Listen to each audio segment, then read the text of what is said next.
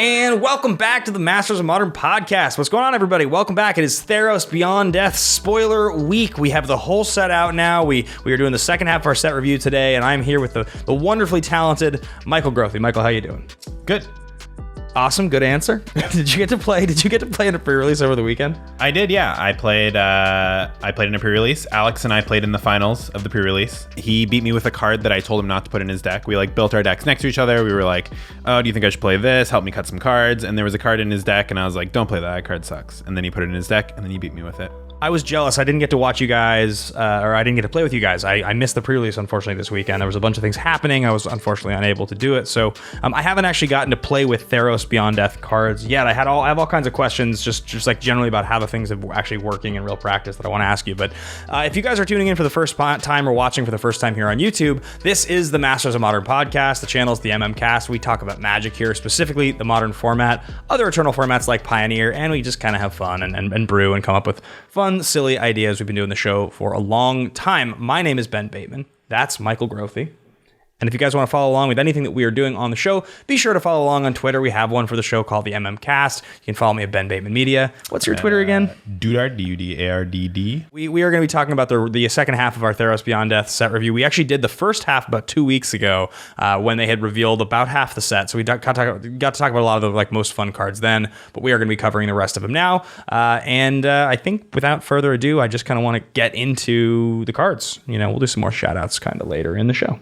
Sure. We are going to start with Ephemia the Cacophony. This is a black 1/2/1 legendary enchantment creature, Harpy, flying. At the beginning of your end step, you may exile an enchantment card from your graveyard. If you do, create a 2/2 black zombie creature token. What do you think about this card, Michael? Well, it does a lot for only 2 mana.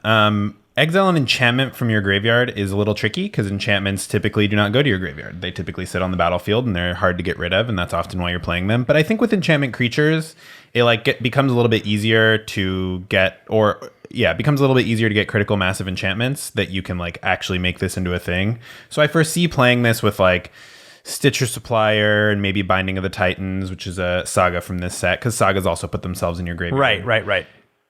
Just some ways to get some stuff in the graveyard. But then this, for only 2 mana, you just get a free 2/2, for every enchantment you can exile. But the ceiling on this card's very high, and the floor is a 2/1 flying for 2, which is not the worst. So I think maybe it's a little clunky for modern unless we get some good ways to stock the graveyard with enchantments, enchantments to stock the graveyard. But I think in Pioneer, maybe it has a little bit more potential where things are a little bit slower. It's maybe easier to get this online.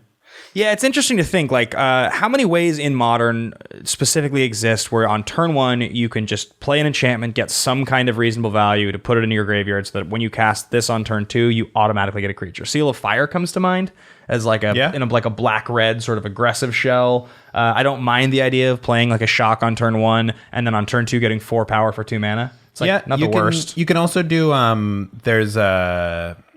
it's a card from Aether Revolt. I think it's called Unbridled Growth. Okay, it's a 1 green land enchantment that gives the land the ability to tap for 1 mana of any color, but you can sacrifice it to draw a card. So you can just it's a little 1 mana cantrip, get an enchantment in the graveyard.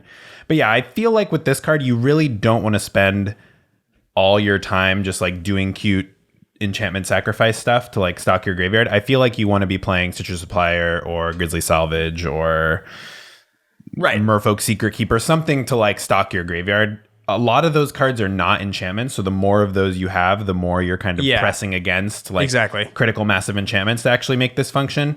Crufix's Insight is another card that I could see playing with this. It's look at the top 6, put up to 2 enchantments into your hand, the rest in your graveyard, because it stocks your graveyard and it finds enchantments. Yeah, but it does not cost 1. Cost 3. So you would play this on turn 2, and then on turn 3 you'd cast that, and you'd get another 2 to it. Right. So if you've already played your Seal of Fire or your Stitcher Supplier, you've fueled this on turn 2, and you're looking for more fuel on turn 3, you can play Crufix's Insight, or Commune with the Gods is a similar thing where it's look at the top 5, grab an enchantment or a creature, and put the rest in the graveyard. This is a card I like a lot. I definitely am excited about it. The fact that it's legendary is interesting, and definitely, obviously, if you're thinking about being aggressive and you put 4 of these in your deck, we've seen people obviously play 4 Thalia in Humans before. It's not like it's an impossible thing to do, but I don't know that I want to necessarily double down on having 4 of these in my deck. I don't love the idea of 2 of these in my opening hand. If they just don't kill it, I'm just sitting there with a dead card. I guess one dies to the other and creates a 2/2, which is fine, but Yeah, I mean you can always just play it as a grizzly bear, right? Because you play it, it dies immediately, and then you exile it to the one you already have out. Yeah, or if you're playing this with like a cathartic reunion as a way to stock your graveyard, Yeah. you can get a little action. Yeah. The next card we're going to talk about is Chainweb Arachnir. It's 1 green for a 1/2 reach spider. When Chainweb Arachnir enters the battlefield, it deals damage equal to its power to target creature with flying and opponent controls, and it has escape. Green 3. Exile 4 cards to put it into play, and when it escapes, it comes in with 3 counters on it. So if you escape this for 5, exiling 4 cards, it becomes a 4/5 reach spider. But on its own, it's a 1/2 reach for 1 that deals 1 damage to a creature that an opponent controls. With flying. Creature with flying. Yeah, so the only reason this is on here, I highly doubt this sees any play in Modern, but that card, Crawl Harpooner, is that what it's called? It's from, I think it's currently legal in Standard, or it was. Yeah, legal. it is. It's from Ravnica.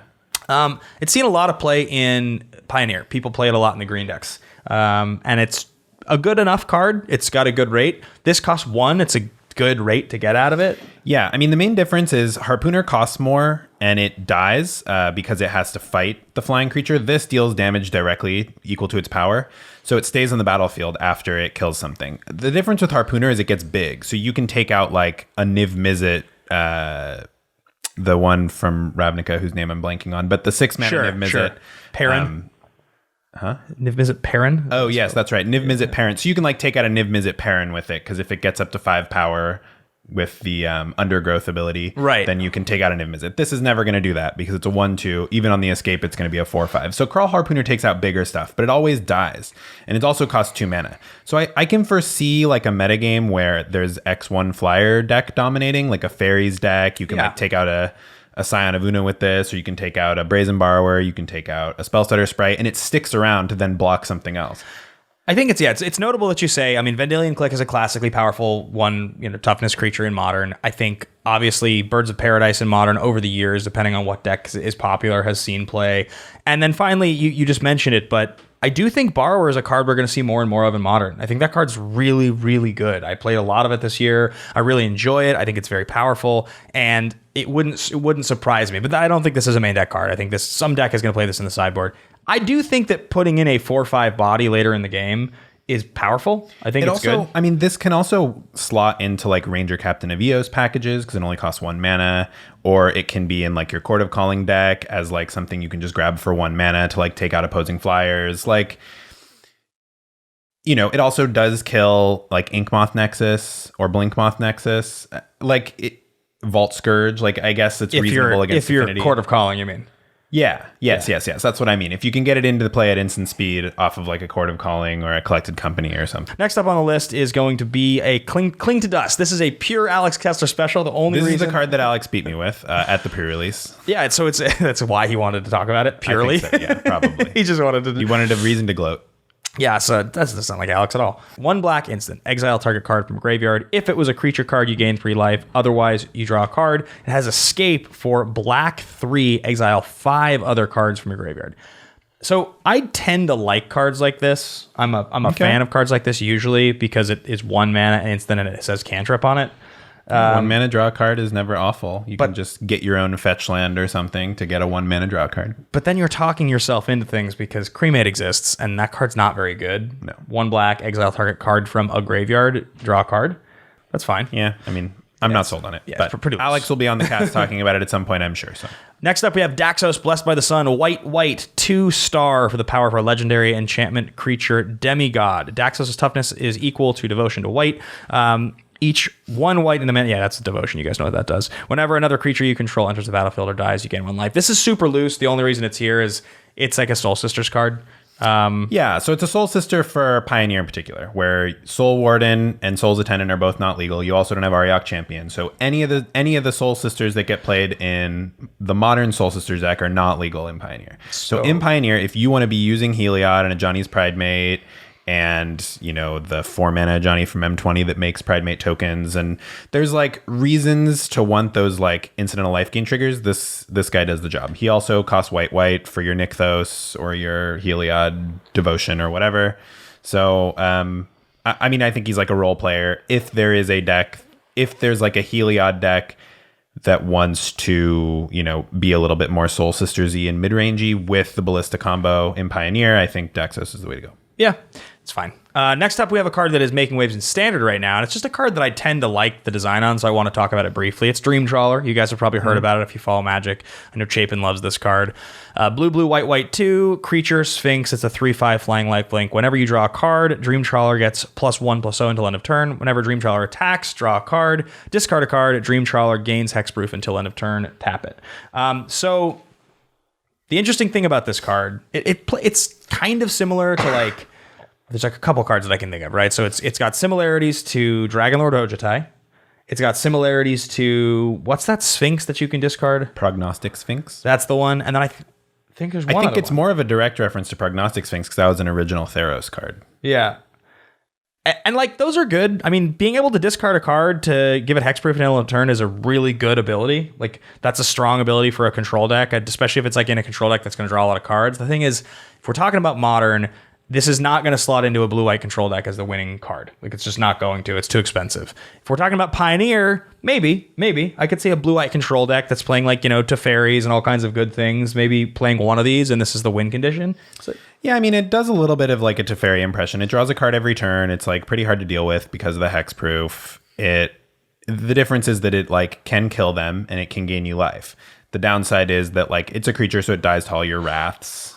Which most blue-white decks are playing. It also dies to like edicts if your opponent has like Liliana the Veil or something. I mean, I guess in Pioneer, can't think of a playable edict in Pioneer, but well, there's the one. I mean, the Liliana's. Yeah, people have to be playing that though. Wasn't that our spoiler card? No, we got the white one. We got Gideon's Triumph. Yeah. Also, kind of an edict. You can get Dream Trawler with Gideon's Triumph in any format where it's legal. So here's my question to you, and we play this game sometimes, guys, on the show because I'm always sort of fascinated by the concept of design and what a mana cost actually does to a card. But let's pretend this card costs one less colorless. It's one colorless, blue, blue, white, white. Costs 5.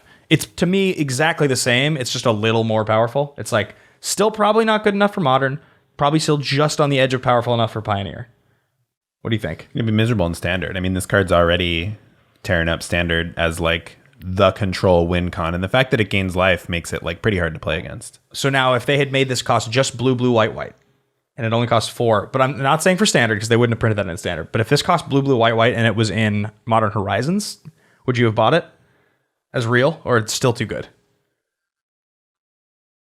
I don't know. That's pretty messed up. A 4/4. It's basically a 4/5 flyer for 4. That when it attacks, you draw another card. So it typically attacks for 5. So it feels like probably what this actually is it would have been pushed at 5 and unfair at 4, but 6 makes it a standard card. Correct? Yeah, that's fair. I like this card. I don't think it's going to see any Modern play, but it's. I mean, this card has a lot going for it that makes me excited, but it still costs 6. So yeah. For me, that's a tough sell. Next up, we've got Eidolon of Obstruction, white 1/2/1 enchantment creature spirit, first strike, loyalty abilities of planeswalkers your opponent's control, cost 1 more to activate. It's kind of a hate bear. It's a planeswalker hate bear. I like this card. I think this card's a well-designed, kind of well-needed card especially with the introduction of so many good planeswalkers. I think just making them cost 1 more to activate makes them a lot worse. Yeah, it means it's like you can't play a planeswalker on curve and activate it. You can't go turn 4 Jace activate. You can't go turn 4 Liliana, turn 3 Liliana activate. You can't go turn 5 Teferi activate. It just makes planeswalkers 1 turn slower, and maybe that's all you need to beat them. I guess the question is like, what deck does like the Hate Bears deck have enough trouble with planeswalkers that this is worth a slot over something else? Does humans have trouble with planeswalkers? Well, this isn't a human. I mean, it's a spirit, and maybe spirits. Yeah, I'm just asking. Like, does humans is the deck that curves out with Thalia's, right? And I know Thalia's a human, obviously, but not every single card in humans always has to be a human. It's just like you can play other things. Sure. So, is this good? Like, is this good enough, or like actually is Thalia just going to make them spend 1 more mana to cast the planeswalker in the first place? I think Thalia is like a lot better, but this is not legendary, so you can have more than one of them out. And like any deck that would want this is probably already playing 4 Thalias. So like maybe if you're like Eldrazi and Taxes or something, you're just playing this over Leonin Arbiter or something. I mean, I don't know. I don't know if it's better than any of that stuff because there are a lot of decks in in every format that just don't even play planeswalkers. And so it's a little more niche. Whereas Thalia is like non-creature spells that hits planeswalkers, but it also hits instants, sorceries, enchantments, artifacts. I mean, it hits everything. And this is like much more niche on the same body with like maybe a less relevant creature type. Doesn't have flash, so it plays out of the style of spirits, but at least it is a 2-drop, so it still goes up there with like Supreme Phantom and some of the other stuff that you'd be doing in spirits. And I actually think that like playing this on turn 2 in a spirits deck and having them kill it is probably fine. Playing this on turn 2 and not having them kill it and then having your like Spell Queller or something like that open, I think there's a lot of play. It probably makes that deck a lot more. This card probably makes that deck feel a little more like humans, because it does give it a little bit more of a Thalia. Yeah, maybe. I don't know. I mean, one of the other benefits of Thalia is like even if your opponent just has a bolt for your Thalia immediately, Thalia always trades evenly on mana, and this doesn't have that effect in the same way. I don't know. I mean, yeah, I'm not sold. There's a standard deck right now. It's tearing up this next card, Enigmatic Incarnation, blue-green, 2 enchantment. At the beginning of your end step, if you may sacrifice another enchantment. If you do, search your library for a creature card with converted mana cost equal to 1, plus the sacrificed enchantment's converted mana cost. Put that card on the battlefield, then shuffle your libraries. So you can turn enchantments into creatures, and that's how this works. And it's at end step, so it happens the turn you play it. So there are a lot of really cool enchantments that were printed and injected into the set. Omen of the Sea is a card we're going to talk about in a little bit. That's definitely one of the ones that's interesting. For modern purposes, I mean, Hatching Plans is a card that comes to mind that's pretty cool. Oh, I should have known you were going to go to Hatching Plans on this one. I didn't know what your plan was, but it's hatched. You play Hatching Plans on turn 2, do whatever on turn 3. Turn 4, you play this, sack your Hatching Plans, draw into some super sweet creature and draw 3 cards. I mean, I'm into that. Who's not into that? Yeah, I mean, it does a pretty good Birthing Pod impression. So, and it's not a vulnerable creature that you have to untap with like Vanifar. I mean, when Vanifar came out, there was like some hype that like Vanifar could be the next pod. And there were a lot of people building those types of decks across formats. Oh my God, I just had an idea. Hit me. Bant, Enigmatic Incarnation, Renegade Rally, or Hatching Plans. Oh, you sacrifice Hatching Plans, Rallier comes back, puts it back in play. Then you start drawing 3 extra cards a turn and just put Ralliers in play every turn. It's pretty sweet. I just lost it. That sounds like so much fun. You can also get a Dryad of the Elysian Grove off your Hatching Plans and play all the extra lands that you've drawn. And yeah, I mean, with enchantment creatures in particular, you can keep fueling this a little bit easier, or with like enchantments to draw cards, like Hatching Plans allow you to draw more enchantments. Because that's the thing about Birthing Pod is like you never run out of gas because you can pod 3 into a 4, 4 into a 5. Like each thing that you get can continue going up the chain. In this, you have to like keep playing enchantments to fuel it because typically the creature that you get will not be an enchantment. Yeah, the only issue with this card, really, if what we're talking about is, Birthing Pod had the repeatable combo element of you go to untap it and reuse it. So it was very good just as a value thing, but if all it ever was a value card, it would never have gotten famous like it did. Yeah, I mean, like the premier combo deck that used Birthing Pod, though, was like the Malira Pod deck, and it didn't typically untap it. That was like the Kiki Pod deck that was going for a Kiki Jiki Pestermite that would untap it. So like it doesn't have, you can never build like a Kiki Pod deck with this card very easily, but maybe there is like a Malira combo deck where like you're generally a fair deck with a combo backup plan, and this is your pod. It's just a little clunkier because you have to keep throwing enchantments at it, which take up slots that are then not creatures in your deck. Yeah, that's fair. I think interesting. I think it's a cool card. I mean, I like definitely worth brewing around. That sounds really fun. Okay, next card on the list is this is a card people are talking about. So this is Gallia of the Endless Dance. It is Gallia, right? Gallia of the Endless Dance. It is a red green 2/2 haste legendary creature satyr.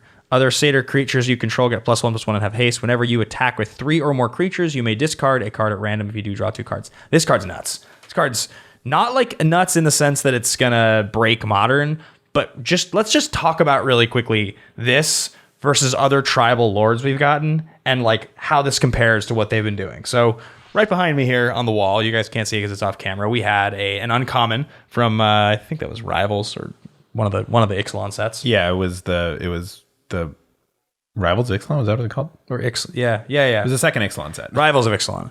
And that was Merfolk Mistbinder. And we got a black-white Vampire Lord, and we got a green-blue Merfolk Lord. And they were just bears, right? It's 2/2 for 2, gives creatures of that type +1/+1 that you control, other ones.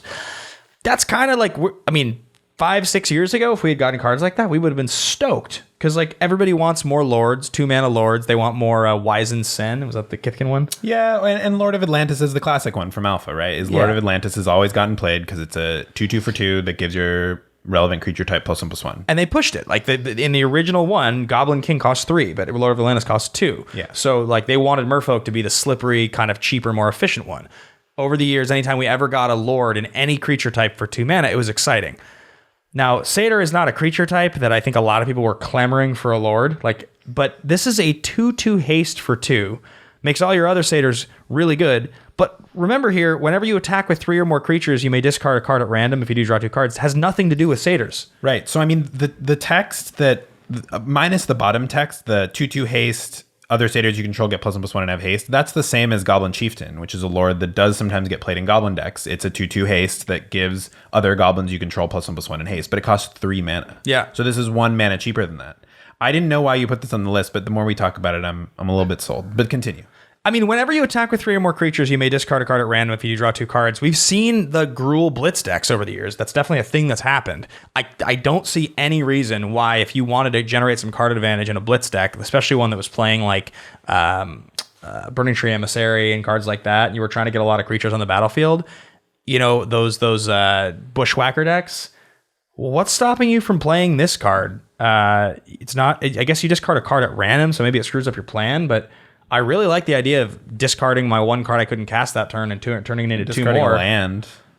I mean, it seems pretty good to me. It has haste. It's in line with what you're doing. You don't really need Satyrs. It's just good. I mean, I think in those type of decks, this maybe doesn't do quite enough, because like a lot of the time you're looking to like go Burning Trees, Bushwhacker, attack them for 1 million. Just and, kill like, them. And this isn't as good at that.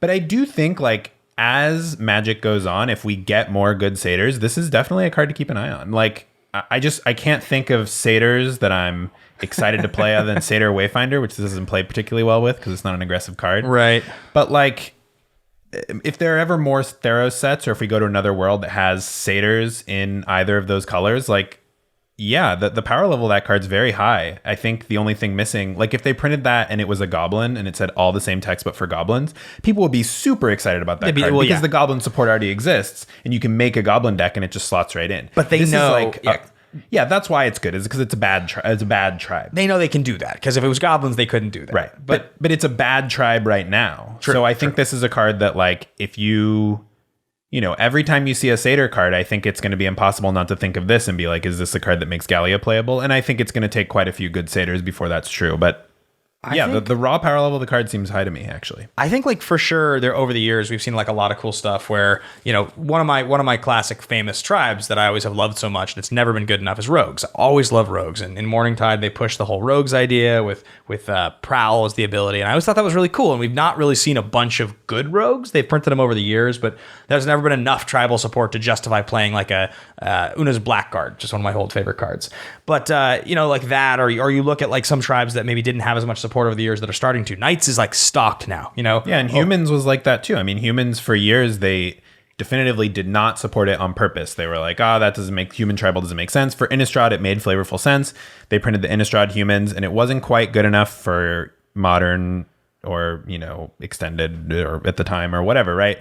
But once the second human support set came in, that's when it gave, and Unclaimed Territory to an extent, but that's when it kind of like pushed it over the edge, where now you have Dahlia's Lieutenant, you have Unclaimed Territory, you have Kitesail Freebooter, now there's a deck. Right. I mean, you can find examples of a lot of these. I think the other thing that's very cool is when we kind of pivot for a second away from Modern into Pioneer, with so much more focus on rewarding us with these kind of underrepresented tribes, Pioneer starts to become the format where you're going to see those decks show up. Vampires was such like struggled to break through for such a long time in Modern. People always wanted to be able to play it, but you know, you would look at all these awesome vampires you had, like Captivating Vampire. What was the 4-drop? The black 1.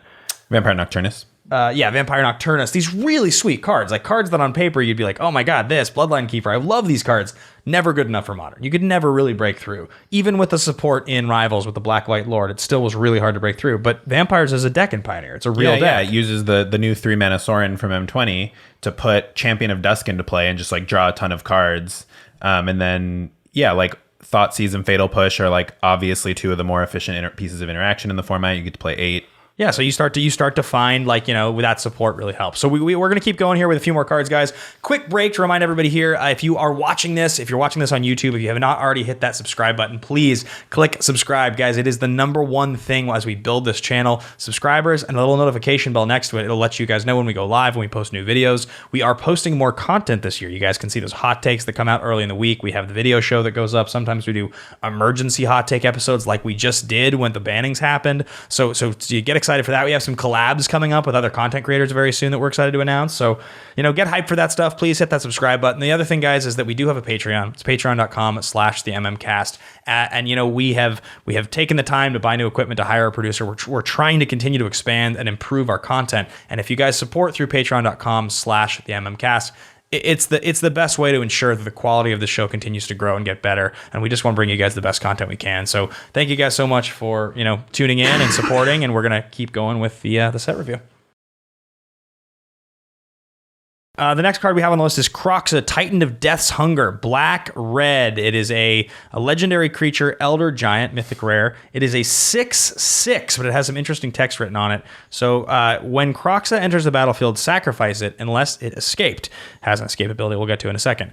Whenever Kroxa enters the battlefield or attacks, each opponent discards a card. Then each opponent who didn't discard a non-land card this way loses 3 life. Escape, black, black, red, red, 5 other cards from your graveyard. So it's an interesting card. The reason it's on here is because of another of our preview cards that's behind me over here, Claim Fame. Claim Fame can repeatedly get this card back. Thing is, when you get this card and you play it for 2 and it sacrifices... Okay, so for 2 mana, I'm making you discard a card. Then, you know, if you discard a land... you take 3. Yeah, so if you take 3 and discard a card, you're getting hit with part of a Blightning for 2 mana, right? But if you discard the second copy of something that you don't care about, then I'm just making you discard a card for 2 mana. So I'm 1-for-1ing you, but, you know, it's costing me 2 mana. But I've got this thing in my graveyard now and you don't, which is interesting. And the fact that it has such a low cost, such a low casting cost, means anything that can kind of abuse getting it back. So I think I mentioned like Isareth the Awakener, or they've actually printed a lot more cards now over the years that make reference to resurrecting a creature with casting costs like X or less, like 2 or less, 3 or less. So anytime you have a creature that has big stats or a powerful ability for a low casting cost, it's worth looking at. And I think that's why I think this card is pretty cool. If you get a 6/6 for 4 mana that enters the battlefield, that when it enters, they discard a card and perhaps lose 3 life. Yeah, it's okay. Yeah, I mean, it strikes me as like what. So Uro is the same way in that, like, so both of the Titans kind of help you get to the point where it's good. So Uro like ramps you to like help you hit the like 4 cards. It also draws a card, so you can like, you know, fuel your graveyard a little bit, and it gives you life, so you can survive long enough to put it into play. And this does a similar thing in that it like disrupts your opponent's hand a little bit. And I do think that like it's enter the battlefield a little bit weaker. You're paying less mana for it though. And I think like it kills your opponent faster because they might lose 3 life the first time you play it because they just discard a land. But then later in the game, if they have no hand, they just take 3 because it's each opponent who didn't discard a non-land card. So if they have an empty hand because you made them discard all their cards with this, they still just take 3. So you're hitting them for 9 when you attack if they don't block. I think one thing about this card, the design, when we get outside of Modern and Pioneer, that's interesting is it is legendary and it is designed to affect each opponent. So I do think that there's a bit of a commander aspect to this card that seems like kind of a fun play pattern. They probably, when designing, were thinking, okay, so you don't take it out of your graveyard and put it in the command zone. You just leave it in your graveyard. Your deck is set up that on turn 4 you can get this thing back. So now on turn 2 and on turn 4 you can make everybody discard cards. You can, you know, play a Megrim deck or some fun thing that's kind of sinking people, whatever. It's a nice parallel effect that is not overpowered, but definitely plays like that. And like one opponent discarding 1 card is like a 1-for-1, but 3 opponents each discarding 1 card is like a 3-for-1. Right, which makes the ability actually kind of a decent ability. Yeah. So next up on the list, we've got Kumaros, Hound of Athreos. This is an Alex Kessler tweet special. Black, white, 1. This is a legendary creature, Hound, Vigilance, Menace, Lifelink. It's a 3/3 creature cards in graveyards can't enter the battlefield. Players can't cast spells from graveyards. It's an anti-cat, right? That's the idea. like it's a hate. What do you call it? 3/3 for 3? Is that a centaur? Hate centaur? Well, what's the original? Hill Giant, isn't that? It's 4 mana. Oh, Hildren was a 3. It took a while for them to print a 3/3 for 3. Yeah, it's definitely not an alpha card. But yeah, I mean, I think it's very clear when you want this card, and all of its abilities make it so perhaps this is something you play in your main deck. It's not the most efficient hate card because it costs 3. So it's not like you're sideboarding this in against Dredge. It's more like, I think graveyard decks are a big part of the meta. I'm going to play this in my main deck, and I'm going to, Collected Company into it. Or it's going in my black-white Eldrazi and Taxes deck as like a 2 of. And, it's like a hate bear that... It's a hate bear in that you play it main deck, and it does the thing. Yeah, it's fine. I think Vigilance, Menace, Lifelink for a 3/3 for 3 it's a pushed ability. It's powerful. Like, right? This is the kind of card that I think when it comes down, if you don't read all like the second abilities that are like hate bearish, your opponent plays it against you, and they have removal and ways to make it so you don't have 2 blockers. It's a pretty reasonable rate. It's just a good card. They're probably going to do damage with you with it. Yeah, I mean, it holds like a sword well if you're a Stoneforge Mystic deck, because a lot of the Hate Bears decks often are using that as a win condition, assuming they're not playing Leonin Arbiter. Yeah. And sometimes even if they are playing Leonin Arbiter. But yeah, I mean, it holds a sword well because of the lifelink and the menace. It's like more likely to connect.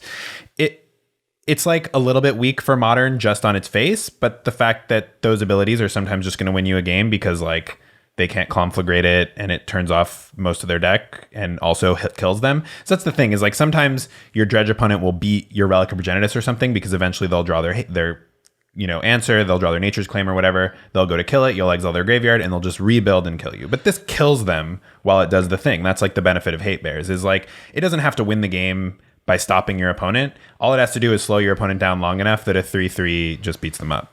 I mean, in a pre-Faithless Looting being banned world, this card would have been a lot more effective because in the Phoenix world, this would have been very, very relevant. Yeah. This is a totally reasonable card to play against a Phoenix deck. It's just that Phoenix is not that good in Modern anymore, and it's kind of good in Pioneer. I mean, Phoenix is a real deck. And Underworld Breach is now erupting onto the scene in both Pioneer and Modern. There's various combo decks around Underworld Breach surfacing, and I think that we probably haven't even seen the best version in any format yet, in like Legacy included, and the Legacy one's super nasty. It's also an anti-Snapcaster card. It's an anti-Snapcaster card, which is a very so it's like a main deck card that stops Snapcaster. It's like sometimes you're just going to randomly hose your Blue Moon opponent or whatever, but it also like will hose Dredge, and it will hose Phoenix if that surfaces in Modern or in Pioneer, and it'll stop Underworld Breach combo. Like there's a lot of just random stuff that it stops. Next up is a card this is one of the interesting cards in terms of like every set, whenever you kind of are designing around a mechanic, so the set's trying to make great use of enchantments, they're trying to push that ability to have things on the battlefield that also can end up in your graveyard. There's a cycle of these omens, and this is the common Omen of the Sea, blue 1, enchantment flash. When an Omen of the Sea enters the battlefield, scry 2, then draw a card, and blue 2, sacrifice Omen of the Sea, scry 2. So this is actually seeing play in Standard, right? It is seeing play in Standard, and I do believe it's seeing play in Pioneer and Modern as well. But, you said that this kind of riffs off the mechanic of the set. It obviously riffs off the main mechanic of the set, which is enchantments. But as a limited player, I really like the omens, and I'm just going to talk about it for 1 second for those limited aficionados out there. So this it is an enchantment that triggers Constellation. It also adds a Devotion because it's an enchantment that sits on the battlefield. It has Flash, so it plays into the like blue-red play things on your opponent's turn strategy. It also triggers Constellation at instant speed, which is not very easy to do. So if you have like that creature that, gives a creature +1/+1 Constellation, or, any Constellation trigger that you can like blow out your opponent in combat, this will allow you to do that. Yeah, I mean, it also like smooths out your draws later in the game if you have to. I think this is these omens are like such a cool limited design because they play into like even more themes than is immediately apparent. That said, for other formats, it's basically 2 mana Preordain, but with Flash. And, people were kind of speculating when Opt came out, well, is being an instant enough for this to get played over Serum Visions? And the answer is yes. And I think is being an instant enough for this to get played even for 2 mana? And it looks like I think the answer is yes. How do you think this compares to the 1 blue artifact that's in Eldraine? It comes in the battlefield, scry 2. Witching Well? Yeah. I think if you have artifact synergy, that Witching Well is better. I think this, like getting to 4 mana to draw 2 cards is kind of a pipe dream. Like you kind of want to be using the Witching Well, like tap it for Urza or, yeah, sure. Use it for Metalcraft, although I guess now that Opal's gone, that's probably less of a concern. Yeah, less of a thing. But I think that like in a Blue Moon deck or in a Blue-White deck, I could see playing a couple of Omen of the Seas as like extra copies of Opt, where you like want all your mana untapped every turn, so you can be sure you're remanding on turn 2 and crypticing on turn 4 and Archmage's Charming on turn 3. And this just like allows you that instant speed, draw some cards and dig versus, Serum Visions, which is like clunky and... Right. Next up, we've got Citizen Champion, green 2 creature, human warrior, constellation. Whenever an enchantment enters the battlefield under your control, put a +1/+1 counter on Citizen Champion and draw a card. It's a 1/3. This is a combination of Verduran Enchantress and Yavimaya Enchantress, which are basically, but they're both Enchantress cards. Obviously the Constellation ability here is that whenever an enchantment enters the battlefield under your control, you draw. Now, correct me if I'm wrong, the old Enchantresses are whenever you cast an enchantment, so you don't actually have to have it enter. Whereas here, if they counter the spell, nothing happens. Correct. That does make this considerably worse. It also means that like if you have an enchantment enter the battlefield and not be cast, you still get it. So like if you collected company into an enchantment creature, Or blink something. or claim fame your Ephemia, or something. Sure, sure. It's fair. It's a fair point. But the fact of the matter is that obviously it's a 1/3 to start with, which puts it firmly in lightning bolt range. But as soon as you get your engine going with this card, that it's already going to be a 2/4 Enchantress that's going to get bigger and bigger. This card's good. I mean, Verduran Enchantress was always a 0/2 for 3, so it was very killable. Could just be pyroclasmed, honestly, and they never really did much. The fact that this is both the threat you want and also the engine you want makes it more interesting for those decks. I'm always looking at redundancy there. I don't know how good this card really is, but it's cool that it does both. Yeah, I mean, if you can untap with it in pretty much any format, standard included, you just get to go off. You get to make a huge threat that clocks them for 3+, and you get to draw a bunch of cards. I mean, it seems the power level is there. It's just a question of like whether it's too fragile. Yeah, I mean, you already mentioned Unbridled Growth. You also have Abundant Growth. You have, these are green I mean, people cards. are playing it in standard with like, Sentinel's Eyes and whatever random 1 mana enchantments they can get their hands on. So yeah. Speaking of random 1 mana, our next card is called Shadow Spear. It's a legendary artifact equipment, 1 colorless. Equipped creature gets +1/+1 and has trample and lifelink. Equips for 2 colorless, and the 1 ability on the card. 1 colorless. Permanents your opponents control lose hexproof and indestructible until end of turn. It's got a little bit of the glaring spotlight effect. Is that the card, right? Yeah. So that's always like an interesting access to this ability type of effect. Before the show, you were like, well, I think as part of a Stoneforge package, I think this has some utility. Explain what you're talking about there. Yeah, so like Glaring Spotlight is a card that has like not really ever seen play because it doesn't do anything. I mean, you can make all your creatures unblockable, but that's like pretty conditional, especially in like constructed formats. I mean, other than Commander, I guess. But and then the ability was a little too niche to like even see play as a sideboard card. This is like something you can put 1 of in your sideboard, but you can draw it consistently because of Stoneforge Mystic. And it actually does something, right? Like the Trample and Lifelink can just be good against, say, a burn deck or something, or a prowess deck, something that's putting pressure on your life total, because you can like be gaining life every turn by equipping this to a Tarmogoyf or something, or a Thought-Knot Seer, or whatever, right? You can gain big chunks of life, and the trample is not irrelevant either. But the reason that you would play this in your Stoneforge package is to remove Hexproof and Indestructible. Now, I don't know if there are Hexproof or Indestructible threats that are really ravaging Modern or Pioneer, but in the event that like Heliod combo really takes off, and you're like, I guess... Yeah, I mean, Heliod is just tough to deal with, so being able to demystify or wear tear, I guess, disenchant, return to nature. Being able to do any of that stuff to your opponent's Heliod kind of saves you some sideboard slots a little bit. You can like bring in Enchantment Hate and blow them up that way, because like Path to Exile doesn't hit them. Right. So like you're going to be playing Path to Exile in your Stoneforge deck, but a lot of times like your opponent is just playing Heliod onto an empty board on turn 3, and you're like, am I just going to lose next turn? Like, I kind of need to deal with this, and you can like use your Shadow Spear. You can get it on turn 2 preemptively with your Stoneforge, and then turn 3 you can play it and get their Heliod or whatever, right? Next up on the list, we've got Storm Herald. This is a Brew Around Me card. I'm stoked on this card. Yep. Red 2 for a 3/2 haste human shaman. When Storm Herald enters the battlefield, return any number of aura cards from your graveyard to the battlefield. Hang on, I'm just trying to not be blind and old. From your graveyard to the battlefield, attached to creatures you control. Exile those auras at the beginning of your next end step. If those auras would leave the battlefield, exile them instead of putting them anywhere else. I mean, what comes to mind right off the bat for everybody involved is Eldrazi Conscription. Eldrazi Conscription, for those that don't remember, is, I believe, 8 colorless for an aura. Gives +10/+10, Annihilator 2, Trample, I want to say. That sounds right. But anyway, yeah, what's interesting is like it looks like they had it in mind as well, because this feels like something where it would be when this attacks, do it, but it's when it enters the battlefield, do it. So you get to play it, put whatever R is on it, and then attacks, you can get your Annihilator trigger. I mean, yeah, this is not as...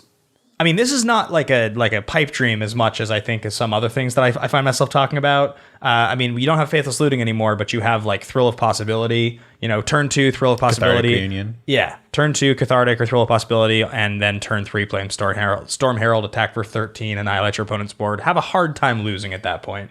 I mean, just annihilate their board and just left with a 3/2 creature to attack with after that. They've already taken 13. You probably are going to win the game.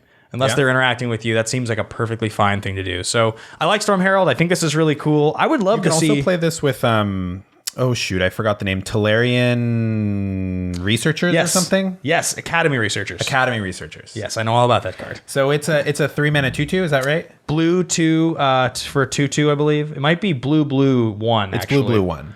Yeah, and it's when it enters the battlefield, you may put an aura card from your hand onto the battlefield, enchanting Academy Researchers. Yes, so I borrowed this deck with Sovereigns of Lost Alara and Academy Researchers from a friend and played some games with it just because I thought it was like a cool brew. And this is like a big upgrade for the deck. But yeah, I just that's another card that you can play to put your Eldrazi Conscription onto it, and but you have to untap with it because it doesn't have haste or anything.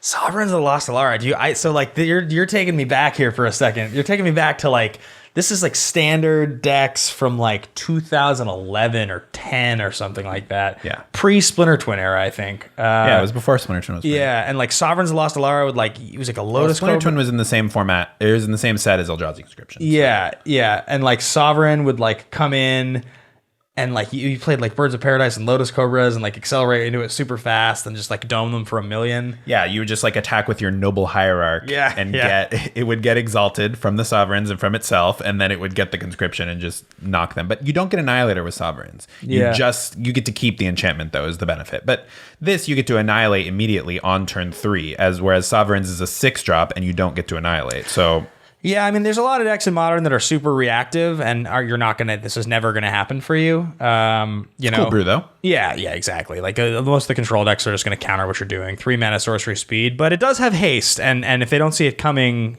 but then again, it has to be in your graveyard. But that's why Thrill of Possibility end of turn. They don't see it coming, right? Seems sweet to me. I never see it coming. I'm into Storm Herald. That card's my jam. Storm's Wrath. Red, 2 sorcery. Storm's Wrath deals 4 damage to each creature and each planeswalker. We can be brief about this one. It's just that red has basically Languish now, right? It has... and it hits planeswalkers. Yeah. And that's pretty interesting. I mean, being able to kill creatures and also get rid of your Teferi or something like that matters a lot. Yeah, I mean, there's a lot... If you're on the play, there's a lot of 3-mana planeswalkers that go to 4, like Narset goes down to 3, or like Teferi 3-mana goes... he goes up to 5, actually. Does he? I think he does. But if he minuses, you can get him with... But yeah, I mean, hitting planeswalkers is interesting, and it's something that like you often don't see on these Wrath cards, because people are like playing planeswalkers, hiding behind them, and then playing like a Wrath to blow up all creatures. This can kind of like hit planeswalkers, so you can't play it as well in that way, but it also like it has additional utility in matchups where your opponent's creatures don't matter as much, because you can like, hit multiple planeswalkers with this, or blow up their creatures and their planeswalker that was hiding behind the creatures or whatever. Next up on the list, we've got Thassa's Intervention. Blue, X, instant, choose one, look at the top X cards of your library, put up to 2 of them into your hand, and the rest on the bottom of your library in any order, in random order. And the other ability is counter target spell unless its controller pays twice X. The reason this card is cool is not because we necessarily see a deck that it slots into where we know exactly what it does, but it's just anytime ever that a blue deck is able to play something that can both draw cards and counter spells, and you have either function, and they're both pretty good versions. Archmage's Charm and Cryptic Command both spring to mind. But yeah, I mean, this strikes me as like a big Archmage's Charm, right, where it has the option to counterspell or draw 2 cards, and it's something that you're going to play in a deck where you have a lot of mana. I feel like I could see this as like a one of in a blue-white control deck or a blue-black control deck, just some control deck that's hitting all their land drops in, more likely Modern, because in Pioneer you have access to Dig Through Time, actually. And I think Dig Through Time is going to edge this out a lot of the time, just on raw power level, but this does an okay dig through time impression in Modern where you can't play dig through time. And the fact that like it's a relevant piece of interaction, even if it's a little on the expensive side, I think the flexibility like pushes it over the top. Well, okay, so like in Modern control decks, they would play Hieroglyphic Illumination, right? Yep. Scry 2, draw 2 for 4 instant speed. Isn't that what it is? Glimmer of Genius? Oh, I actually saw both get played. Hieroglyphic Illumination is often getting played with Search for Azcanta because it's another 1 mana cantrip. It just like has another mode that's valuable. It cycles. That's the 4 mana, right? It cycles for 1 blue. But yeah, I've seen those 4 mana instant speed draw 2s get played before. And so for this to be a 4 mana instant speed draw 2 that also acts as for 3 mana, I'm gonna miscalculation you. And that's okay. It's not great, but you're gonna get them often. Yeah, I think the flexibility of the card is what's valuable, is that like you can counter a spell for 3 mana, like an Archmage's Charm, for example, but you can also draw 2 cards. And the fact that it like, if you have a ton of mana, it can dig deep, I think is what makes it good and what makes it like perhaps a consideration over Archmage's Charm, and it's a little easier to cast. So, or even like a Blue Moon deck, I could see where you're digging for like your Through the Breach or your whatever your win con is in your Blue Moon deck. You can dig towards it because you can dig real deep with it if you have a bunch of mana.